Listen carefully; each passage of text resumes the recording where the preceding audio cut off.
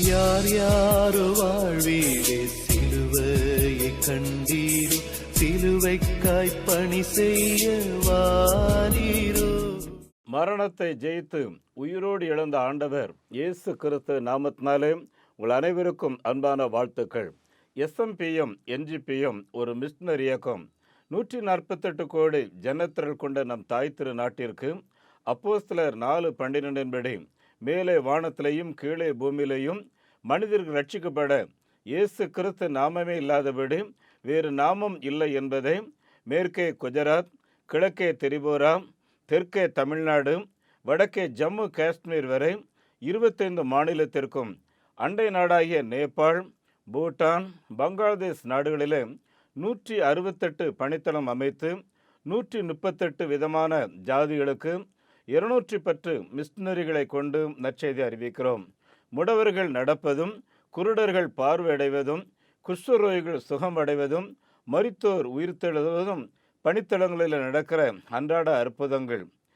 ஆண்டவராகிய இயேசு கிறிஸ்து தம்முடைய வசனத்திலே சொன்னதை எங்களுடைய பணித்தளங்களிலே நிறைவேற்றி வருகிறார். கடந்த 67 மாத எங்களுடைய ஊழியத்தின் விளைவாக 6265 பேர் திருமுழுக்கு பெற்று 626 கிராமங்களிலே முதல் தலைமுறை கிறிஸ்தவர்கள் தேவனை ஆராதிக்கிறார்கள்.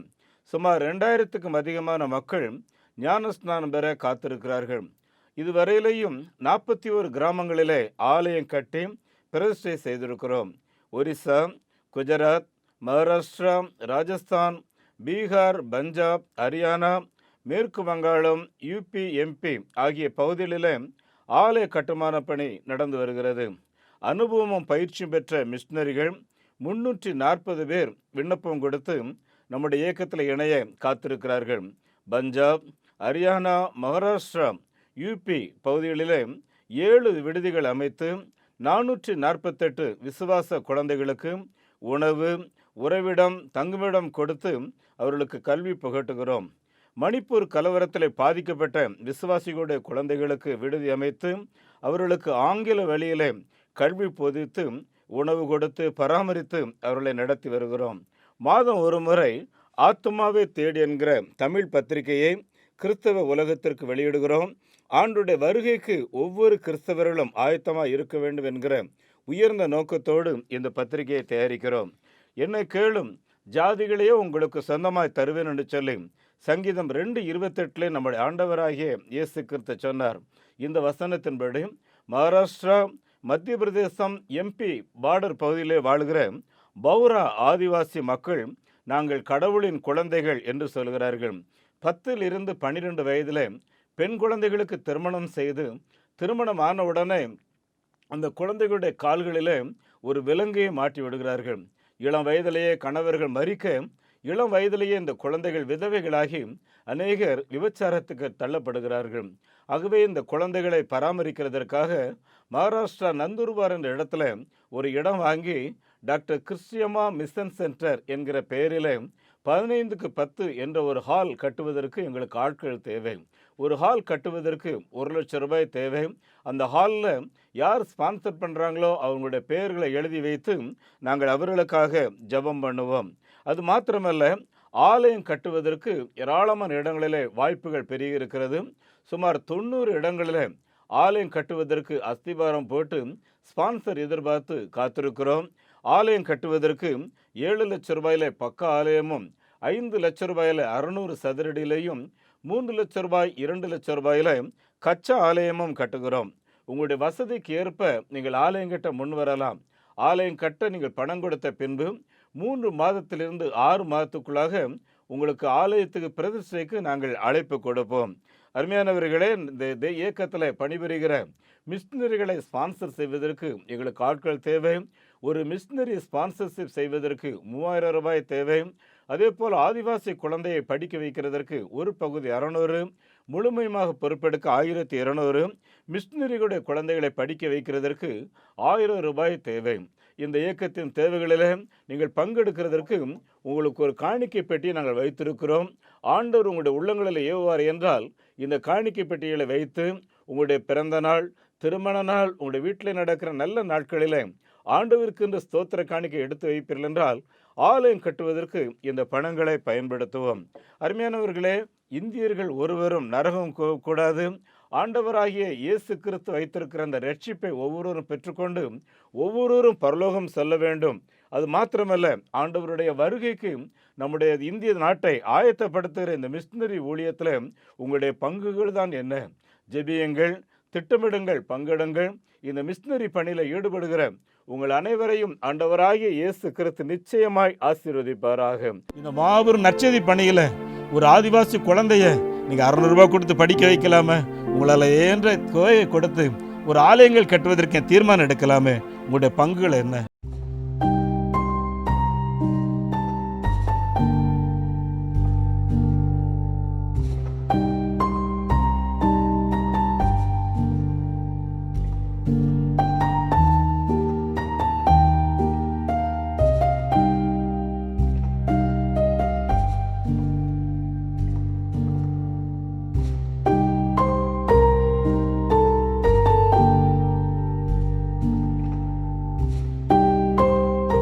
அருமையானவர்களே, இந்த நாளில் உங்களோடு கூட பரத்திலிருந்து அருளப்படும் ஞானம் என்பதை குறித்து சில கருத்துக்களை நான் பகிர்ந்து கொள்ள விரும்புகிறேன். அருமையானவர்களே, இந்த ஞானம் என்பது பொதுவாக எல்லாருமே பேசிக்கொள்ளக்கூடிய ஒரு காரியம், விஸ்டம் என்பது. இந்த ஞானம், விஸ்டம் என்பது சங்கீதக்காரராகிய தாவீதுடைய வாழ்க்கையிலும் சரி, அவருடைய குமாரனாகிய சாலமோனுடைய வாழ்க்கையிலும் சரி, இது அதிகமாக விளங்கியது. 1 ராஜாக்களின் புஸ்தகத்தில் 3வது அதிகாரம் 8லிருந்து 9 வரைக்கும் நீங்கள் வாசித்து பார்த்தீங்க அப்படின்னா, அங்கே அந்த சாலமோன் அரசராக பொறுப்பெடுத்த உடனே அவர் ஆண்டவர்கிட்ட ஜெபம் பண்ணுறாரு. அவர் ஜெபம் பண்ணும்போது கர்த்தர் அவர்கிட்ட நிற்கிறாரு. உனக்கு என்ன வேணும்னு சொல்லி கேட்குறாரு. அப்போ அந்த சாலமோன் ஆண்டோட கேட்குறதெல்லாம், எனக்கு ஞானம் வேணும். எதுக்கு ஞானம் வேணும் அப்படின்னு சொல்லி கேட்குறாருன்னு சொல்லி பார்த்தீங்கன்னா, எனக்கு பெரிய அரச பொறுப்பை நீங்கள் கொடுத்துருக்கீங்க. ஆகவே நீர் கொடுத்துருக்கிற ஜனங்களை நான் சரியாக பராமரிக்க வேண்டும். இதற்கு எனக்கு ஞானம் வேணும். அப்புறம் எது சரி, எது தவறு, நன்மை தீமை எது என்பதை வகையறுக்கிற அந்த இருதயம் எனக்கு வேணும் அப்படின்னு சொல்லி கேட்குறாரு. அது மாத்திரம் இல்லை, ஏராளமாக இருக்கிறாங்க இந்த ஜனங்க.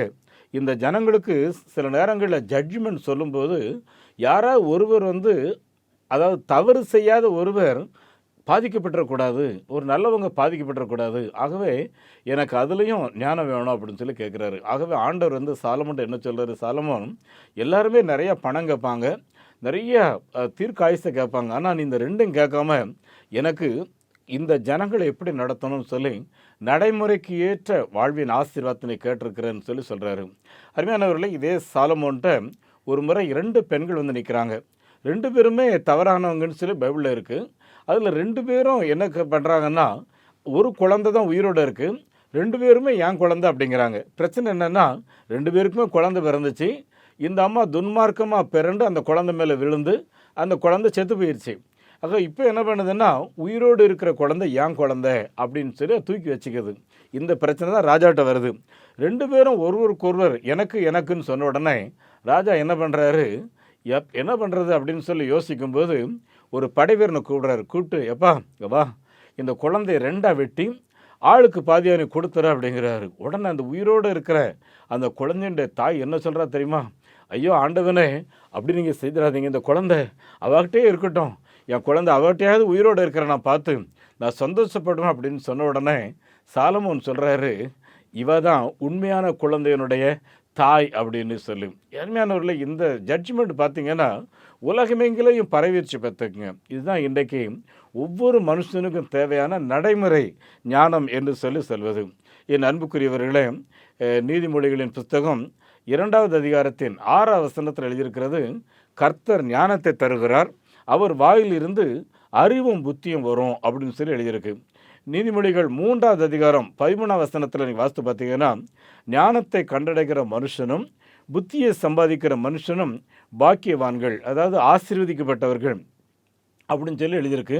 அது மாத்திரமல்ல, புதிய மொழிபெயர்ப்பில் பார்த்தீங்கன்னா, யாரெல்லாம் ஞானத்தை கண்டுபிடித்தாங்களோ அவங்க மகிழ்ச்சியாக இருப்பாங்க.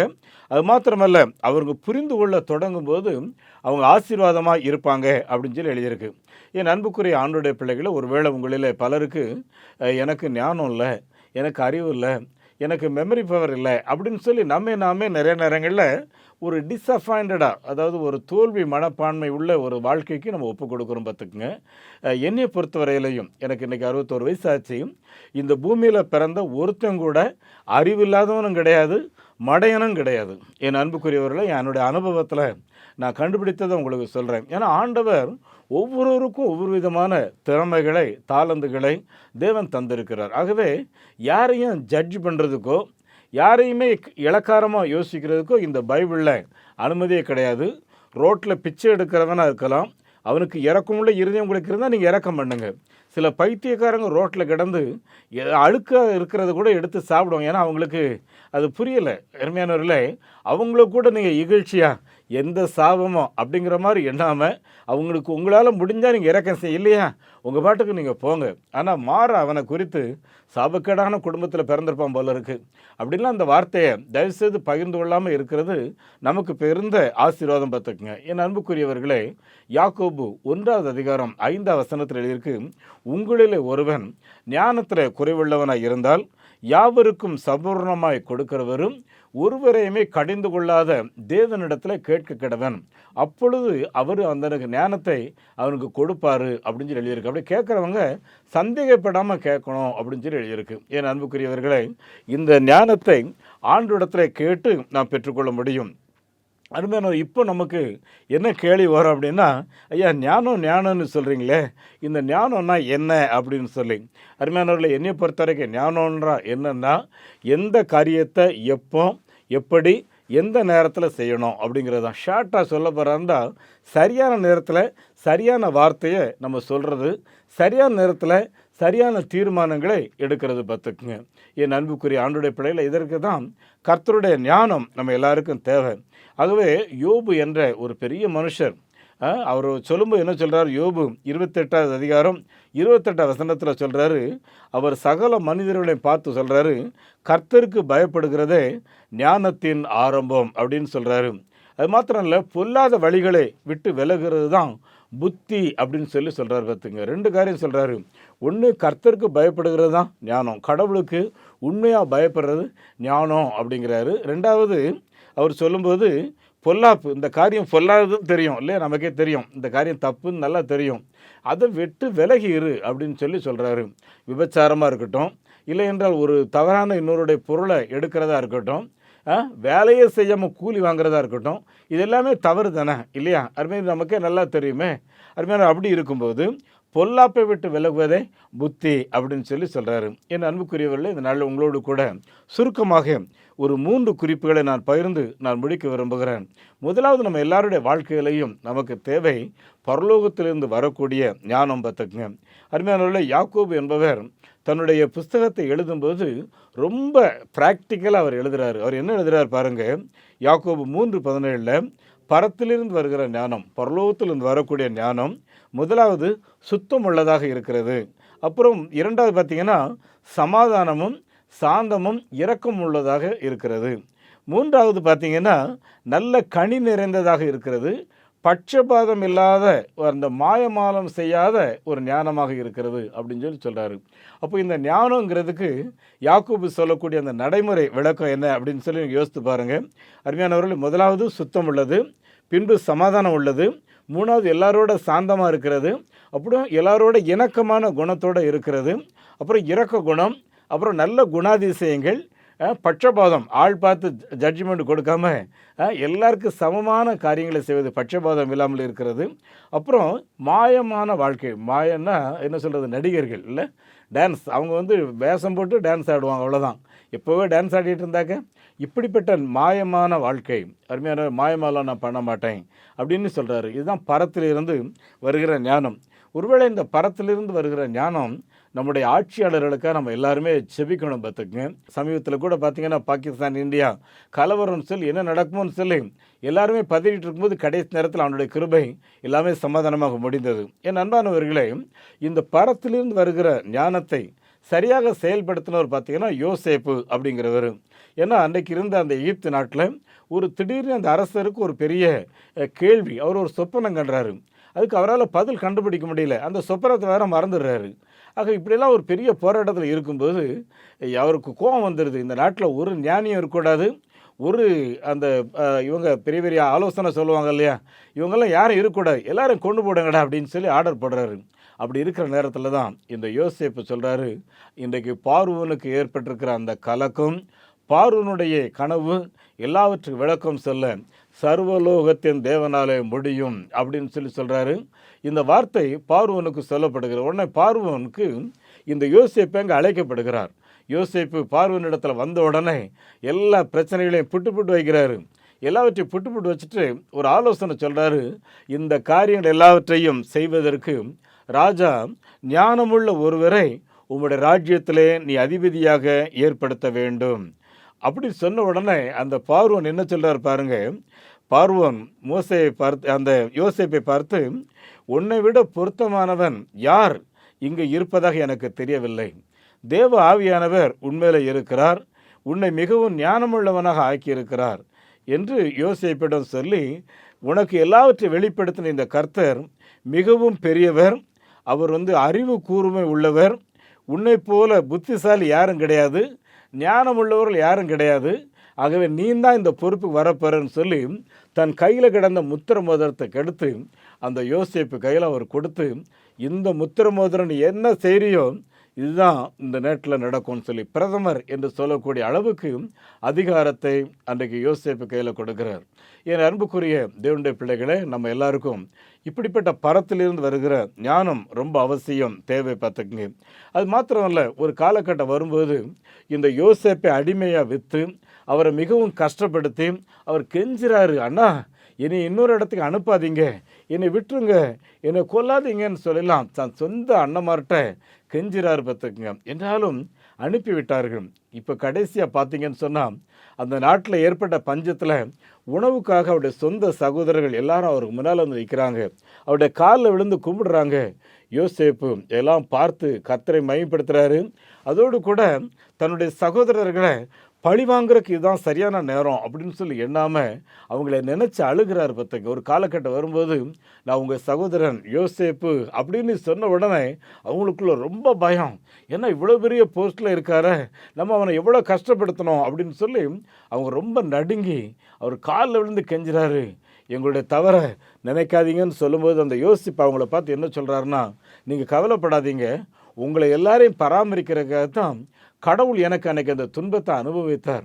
நீங்கள் அன்றைக்கி என்னை விற்று போடலன்னா நான் இங்கே வந்திருக்க மாட்டேன். ஒருவேளை நீங்கள் எனக்கு தீமை செய்ய நினச்சிருக்கலாம், ஆனால் கர்த்தரை பொறுத்தவரையிலையும் எனக்கு நன்மையாகத்தான் எல்லா காரியத்தையும் முடிய பண்ணியிருக்கிறார் அப்படின்னு சொல்லிட்டு தன் சொந்த சகோதரர்களை பராமரிக்கிறது மாத்திரமல்ல, பார்வோனிடத்தில் பேசி தன் தகப்பன் தன்னோடு கூட பிறந்த எல்லாருக்கும் ஒரு தனி இடத்தையே உருவாக்கி ஒரு நாட்டையே உருவாக்கி கொடுக்கிறார். பழி வாங்கும் குணம் இல்லாமல் செயல்படுகிறது நாம் பார்க்கிறோம். என் அன்புக்குரிய ஆண்டுடைய பிள்ளைகளை, இதுதான் பரத்தில் இருந்து வரும் ஞானம் பார்த்துக்குங்க. ஒருவேளை கொஞ்சம் நல்லா இருந்தால் என்னென்ன மனசில் யோசிக்கிறோம் அப்படிங்கிறத கொஞ்சம் யோசித்து பாருங்கள். இப்படி யோசிப்பை போல பரத்திலிருந்து வரக்கூடிய நடைமுறை ஞானத்தை நம்ம செயல்படுத்துகிறோமா அப்படிங்கிறத பாருங்கள். அருமையானவர்களே, இரண்டாவது நம்ம வாழ்க்கையில் பார்த்திங்கன்னா என் அன்பானவர்களே, எல்லா ஞானத்தையும் நடைமுறையில் அதை பயன்படுத்தணும் பார்த்துக்குங்க. அருமையானவர்களே, இன்னும் கேட்டிங்கன்னா டாக்டராக இருப்பாங்க, என்னென்னா பெரிய பெரிய ஞானிகளாக இருப்பாங்க, எல்லாருமே நிறைய தவறான பழக்க வழக்கத்துக்கு அடிமையாக இருப்பாங்க.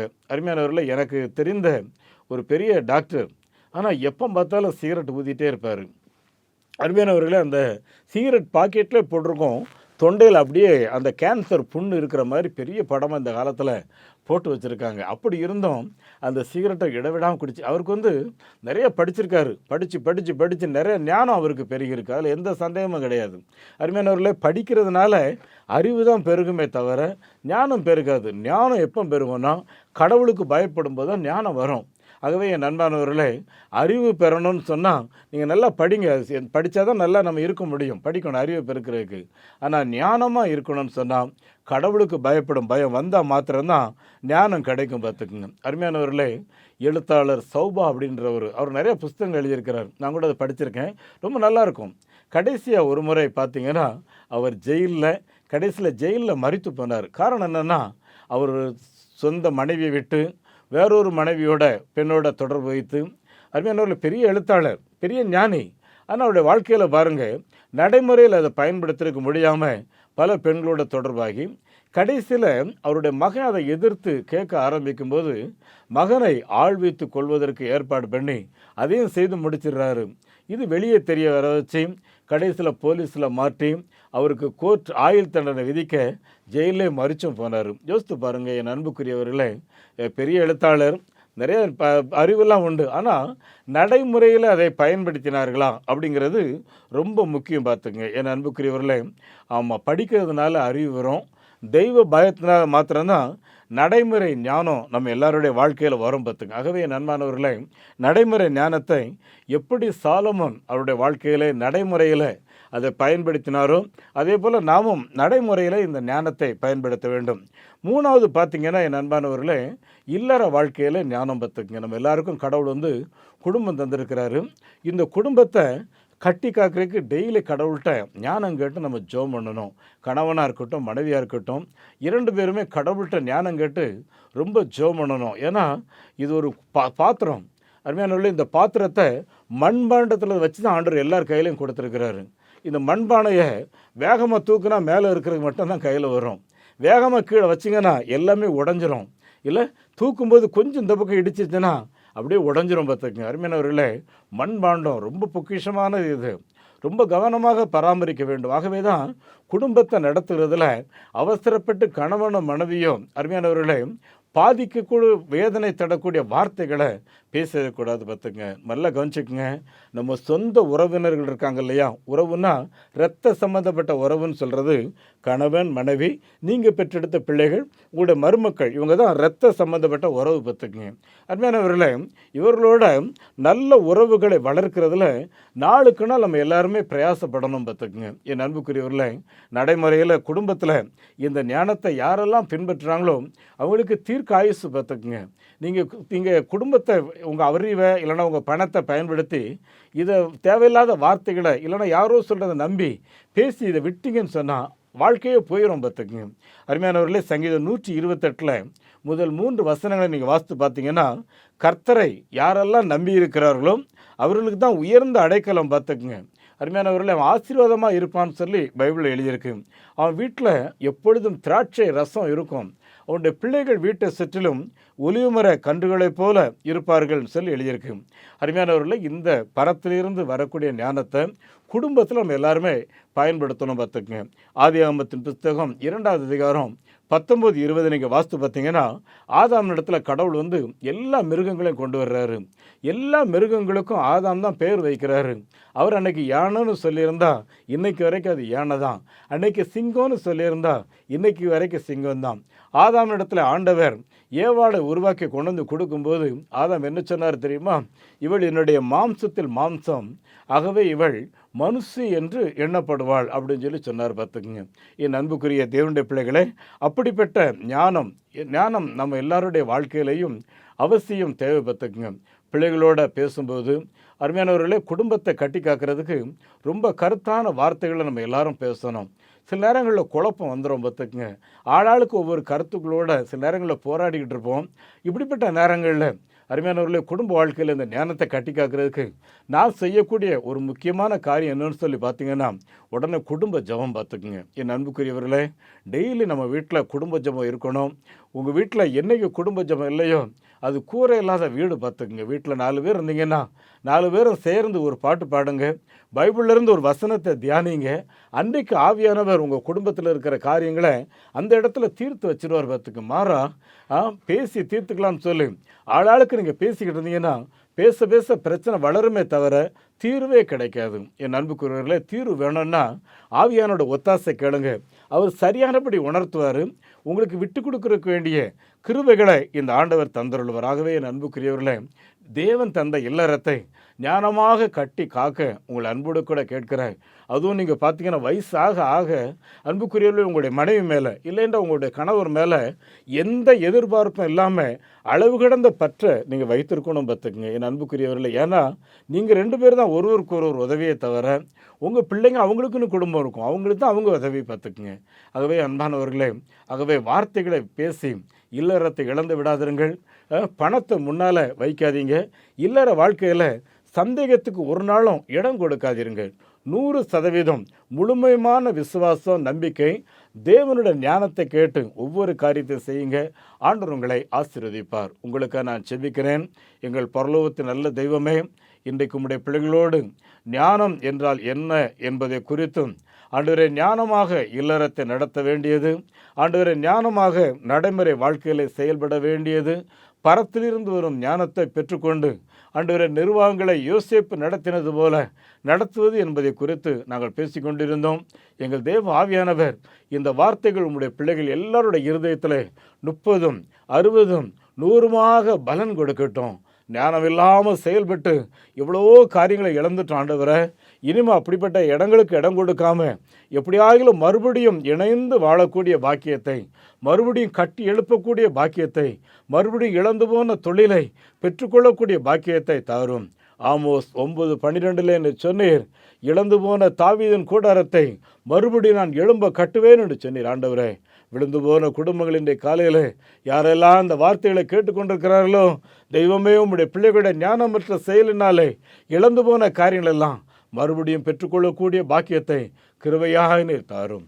அப்படியே நீர் செய்கிறதற்காக ஸ்தோத்திரம். ஆண்டவரும் இரட்சகருமாகிய இயேசு கிறிஸ்துவின் நாமத்தில் இந்த ஜெபத்தை கேட்கின்றோம் பிதாவே, ஆமேன். நம்முடைய ஆண்டவர் இயேசு கிறிஸ்துவனுடைய கிருபையும் பிதாவாகிய கடவுளின் அன்பும் பரிசுத்த ஆவியானவரின் பராமரிப்பு, நடத்தல், ஆசீர்வாதம் நம் அனைவரோடும் இன்றும் என்றும் சதா காலங்களிலேயும் தங்கியிருப்பதாக. ஆமேன். இந்த மாபெரும் நற்செய்தி பணியில் ஒரு ஆதிவாசி குழந்தைய நீங்கள் 600 ரூபாய் கொடுத்து படிக்க வைக்கலாமே? உங்களால் ஏன்ற தொகையை கொடுத்து ஒரு ஆலயங்கள் கட்டுவதற்கு தீர்மானம் எடுக்கலாமே? உங்களுடைய பங்குகள் என்ன?